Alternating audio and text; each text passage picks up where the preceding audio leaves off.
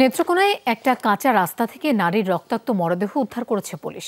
মরদেহের পাশেই অচেতন পড়েছিল 2 বছরের একটি শিশু। তাকে উদ্ধারের পর ময়মনসিংহ মেডিকেলে নেওয়া হয়েছে। শিশুটির মাথায় আঘাতের চিহ্ন রয়েছে বলে জানিয়েছেন চিকিৎসকরা। তাদের পরিচয় উদ্ধারের কাজ করছে পুলিশ। নেত্রকোনার কামাল হোসেনের সহযোগিতায় বিস্তারিত জানাচ্ছেন হোসাইন শাহিদ। সিলন ফ্যামিলি ব্লেন্ডের কড়ালিকার আর সতেজ স্বাদের পারফেক্ট ব্লেন্ডে স্বপ্নেরা মিলুক টানা। বুধবার সকালে নেত্রকোনার পূর্বধলা উপজেলার কাছিয়াকান্দা গ্রামের মেঠো পথে এক নারীর মৃতদেহ দেখতে পায় এলাকাবাসী। পাশেই পড়েছিল শিশুর নিথর দেহ। হাসপাতালে নেওয়া হয়েছে। মহিলাটি উপর হয়ে পড়ে আছে, তার মাথায় প্রচন্ড রক্তক্ষরণ এবং আশেপাশে রক্ত লেগে আছে। ধারণা করা হচ্ছে হয়তো কেউ তাকে মেরে এখানে ফেলে রেখেছে। পাশে একটা ছোট বাচ্চা, হয়তো 2 বছরের মতো হবে, এই বাচ্চাটা আপনার অচেতন অবস্থায় পড়ে রয়েছে। তারপরে এটা যখন পুলিশকে খবর দেওয়া হয়েছে, পুলিশ এটা উদ্ধার করছে।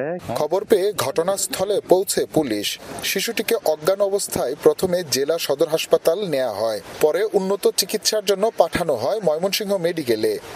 তখন বাচ্চারা যখন বুকটা যখন কাপ কাপ করে লড়তেছে, তখন আমরা উপজেলার ভাইস চেয়ারম্যান আলী, তারপরে আমরা রানিং মেম্বার রুস্তুম, ওনারা সবাই দল হয়েছে আয়া হইয়া বাদে এই বাচ্চাটারে দাঁড়ো গাইছে থানাতে, পূর্বজেলা থানাতে দাঁড়ো গাইছে আয়া কইছে যে এই বাচ্চাটার আগে চালু করে বাঁচাও। হাসপাতালে নিউরো সার্জারি বিভাগে শিশুটির চিকিৎসা চলছে, তবে এখনো জ্ঞান ফিরেনি। শিশুটির মাথায় আঘাতের চিহ্ন রয়েছে বলে জানিয়েছে চিকিৎসকরা। আমাদের এখন পরীক্ষা নিরীক্ষা করার পর পেশেন্ট এখন ভালো আছে, কিন্তু পেশেন্ট এখন আনকনশাস বাচ্চা। এরই মধ্যে নারীর মরদেহ ময়না তদন্তের জন্য হাসপাতালে পাঠানো হয়েছে। পুলিশ বলছে ঘটনার তদন্ত চলছে, পরিচয় নিশ্চিতে কাজ করছে পুলিশ। আমরা ইনকোয়ারি করছি, ইনভেস্টিগেট করছি ঘটনার ক্লু উদ্ঘাটন করার জন্য।